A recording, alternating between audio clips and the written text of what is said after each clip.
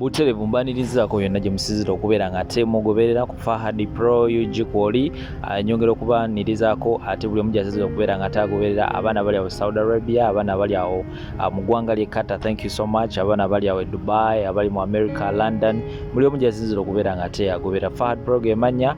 Nyongera okubajjukiza nti eno YouTube channel gy'obeerako era kunsanga ku kakoka sirina walala gy'oyinza kunsanga wano ukawoka oyinza okubeera nga onsanga era wano nakusuubiza nti nja kubeera nga nkuwa updates, nja kubeera nga nkuwa amawulire mu nsonda z'eggwanga yonna yonna ate ne bweru w'eggwanga Uganda, anything nga kikola amawulire. Sagala kumalira budde, njagala ntandike n'amawulire ag'omukyala Phoebe 971 era nga ono Kadaama yali akolera wali mu ggwanga erya Saudi Arabia, wabula entandikwa y'omwaka guno yakomawo mu ggwanga erya Uganda n'abeera nga ate setulinga bwe yadda n'amaanyi mangi nnyo era n'afuna endorsements awo mpitirivu nnyo, bantu bangi nnyo ne bamuyita abakubira obulango.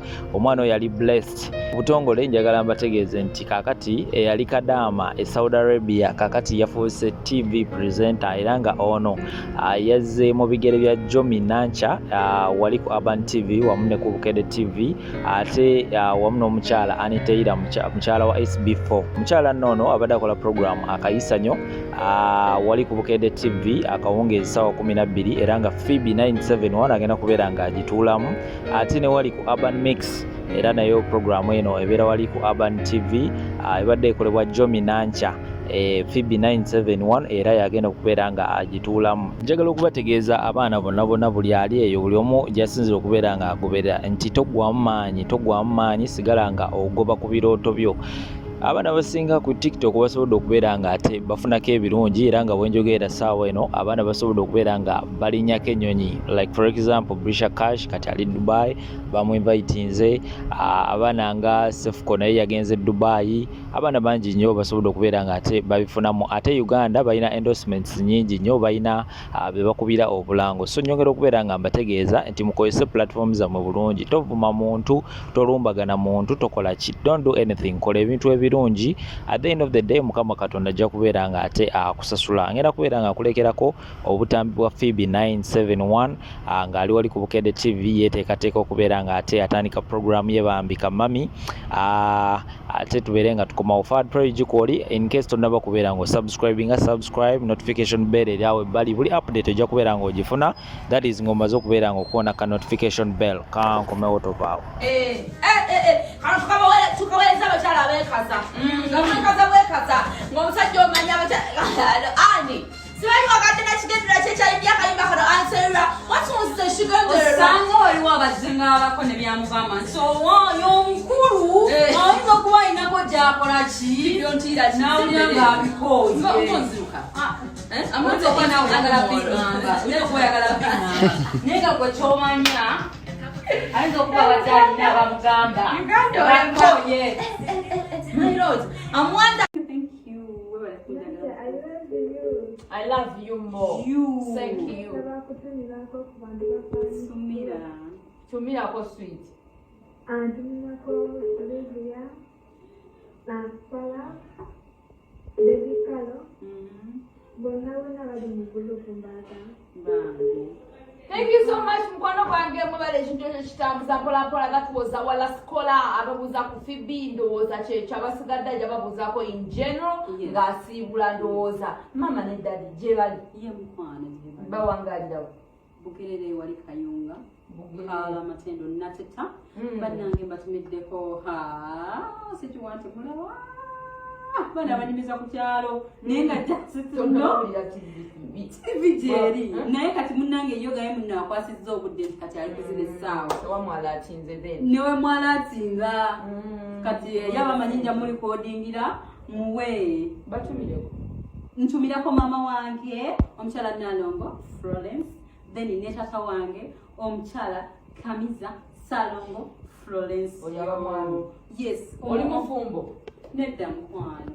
Ononya. Nedda. Oyinayo ku baby. Nedda. Bakunonya bunonya.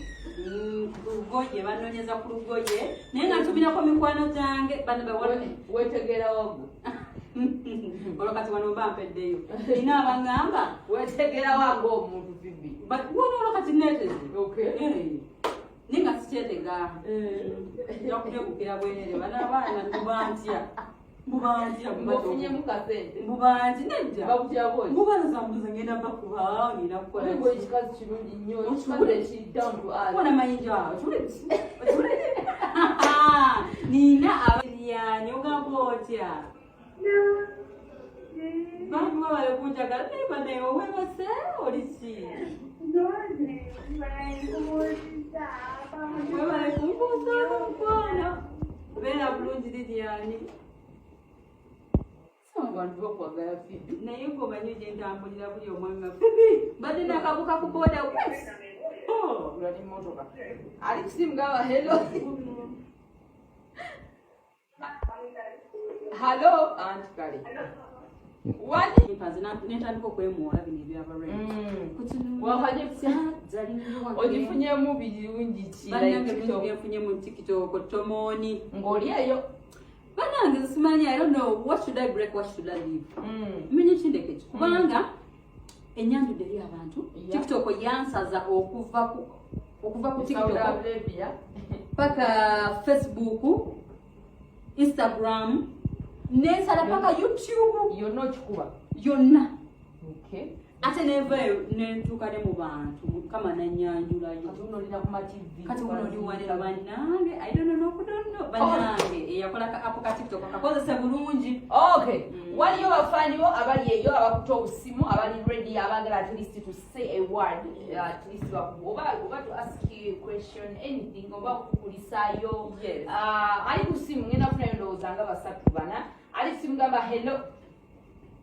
Oh. Baby. Wanzi Jebale. kale mkwano nawe jebaleko. Wekayo. Navuddeyo webale kunsabira. Wabonye omugamba ki? Banange si bubi. Nkubuuzizaako. Bambi webale kumbuzaako webale kumpagira. Naye ezange kubadde nti sometimes bakisussa essaawa newe essaawa ozukukeemu webakamukaaga. Kiba kisogeza okoze ennaku oba lunaku lumu n'ekitundu. Oba okitegeera Essaawa entonotono. kakwegamba time gye webaka teyenkanankana na time gy'okola. Kati then ate nomala n'okolamu n'ensuusuuwa n'otuuka nga ssaawa 8. Oba okitegeera omuntu omu. So kati nze nabaana nebimanya ate nekyasingira ddala okunnuma nti waliwo olwatuuka ng'agate banziddako essimu nga maama ndi mulwadde nfiira ddala ate olumu ne bajjako kawaifu simanyi oba omukazi yanyumirwanga eyo tocha gye babeera psychological torture ajagala kulaba ngoba oliawo oli munaku oba okitegeera kugamba balaba ng'essimu at least ekwa company. Yes. Kati nekyo ekyenjagala okumanya waddira ki? nedinandiga Gwena basa. atoti Wajirire. etali bali be bakinteekamu ekyo nange nasanga bagabudde ennyama Noba akatulye. namanyi kiki Ne bagamba naawe. kiwulidde nyera nti njamunyonyola nali manyi Muneekyo ogenda munoonya.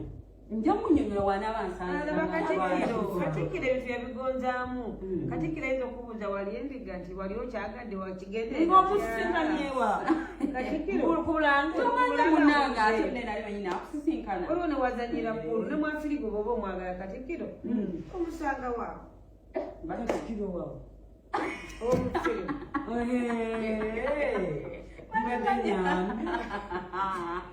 naye nga banange bonna ba tiktokers mbagala nnyo just tebakotera kintu kimu mubeere n'empisa mutye katonda ate banange ndowooza mubeereko ne families ennungi simanyi nakumanya oba tukole tutya kubanga oba ogambe nti omwana ali kuvuma abantu oba bawemula ogamba te gwanazaala n'abeera Webale.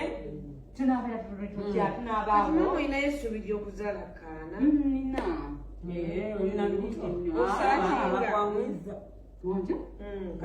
mugirawo ati ogambye osaakinga naye nekugamba mugirawo Okugirayo wammwe. Oyagala mukwakyala wammwe. Ndiga biki? Alinawo ebitundu by'egundi by'omubiri yagaana. Yagaana nayo kwanjula. Teri kwanjula. akakanyigi tekali mu Bible Kujja kukyala bukyala kutwala. Bajja basatu. Bankubeko embaga ey'amake. Kusisimaze. Embaga ejja. Tubeere wakati tuyimba maama embaga ejja. Nga tuyimbye embaga. Yange njirinda. Nanse mulekerawo basa ku pressure abasajja tebaagala. Tukataddeeko ku pressure. Nebeera wa buvunaanyizibwa mukwano onoonye sayizi yo leta akuteeke ku pressure. Okiwulidde? Nkitegeera. Kati bw'oba ndaba ng'olinamu essuubi ng'osooka olinako ndowooza ng'osooka okola. Okiwulidde? Nange ndi wano siri mu kupapa. Nawe topapa tulina pressure. Olinyeko kunyonyeza musajja si yagikulinyisiza. Weguyaki. Sente nawo zikutteko. Nozibalako n'ogamba zino mama yazirya zino za taata zino baganda bage basome. Kati agira abeera yakole. Then wanaamala. Ng'olundako ku mbuzi ewammwe. Embuzi? Embuzi zitya? Zennyini ez'okutta lulunda. Kati nze jjajja yayi nze siina. Layiza tukoze tutya? Embuzi dawe kati jjajja yazirina nze ntambula n'embuzi mu Kampala. Ate katuzadda kujja nga temulina ttaka okumuzirundira wamu. Weewali mulina embuzi. Gw'oli ogisibyeyoko ku ttale. Embuzi naye twazibanga nga tuli bantu kati jjukira nga twalina embuzi nnyingi n'enkazi n'ennume nga tuzitwala. Kati zaakutibwa. Gye ziri. Oba baatunda ntunde ne bazitwala. Kati wezo zetulina bisimu. Wali ekikundako. Embuzi eyange. Musamuli bala! Nasimanyide kusimula ddiiro na kasenge kyekyo ne mutuuka eri nga osimulako edi n'ogamba sigenda gikwatako n'otandika kukola na boosi. N'otandika kanda echapati ntisijja kukwata na mungodi kwata munyomunyo simanyi baliwo ekibinogamba sibimanyi bigoya oiteganeze sibigoya zimanyi kufumba matooke nga wekiwaze omuceero naye n'okufumba nga bubi oba kitegedde n'ogamba ndala najja kukola bukozi bicereka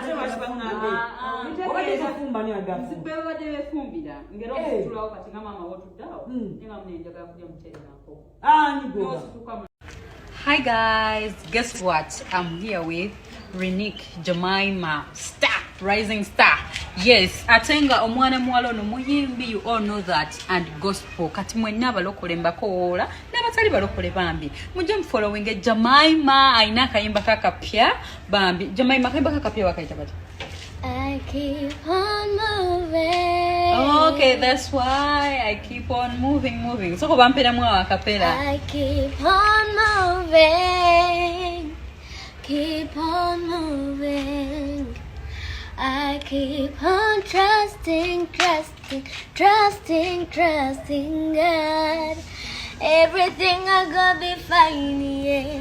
I keep on Baleka tawamalira yo kayimba ko jagala kayimba ko bakasange ku page ya Jemima. YouTube channel yo bagita batya?